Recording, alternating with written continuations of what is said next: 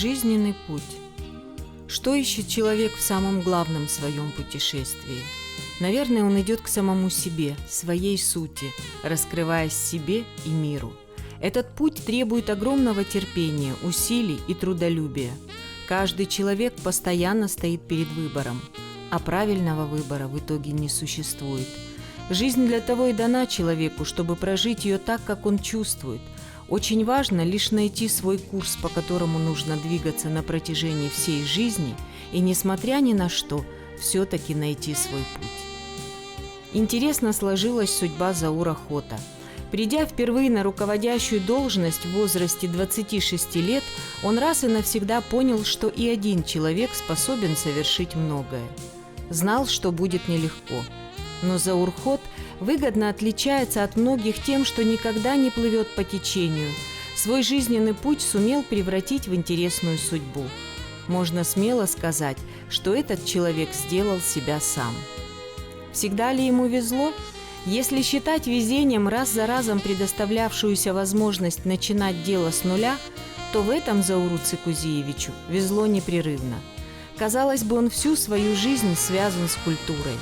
Но музыкальная школа, музыкальное училище, филармония – это близкие, но все-таки разные миры. Каждый со своими нюансами, атмосферой, сложившимися порядками. Будучи человеком беспокойным, любознательным и требовательным, он очень быстро постигал тонкости очередной профессии. Для любого учреждения, которое возглавлял Заур Хот, годы его руководства были обозначены выходом на качественно новый уровень работы, существенным движением вперед. Всякое бывало в его жизни. Иногда дело доходило и до курьезных случаев. Чего стоит двухчасовое пребывание в должности министра культуры Адыгеи? Факт в его биографии трагикомичный. Но Заур Цикузиевич может держать удар. Ему всегда были свойственны и самоирония, и умение мудро взглянуть на ситуацию. Он сам создавал себе свой авторитет. Именно о таких говорят: не место красит человека.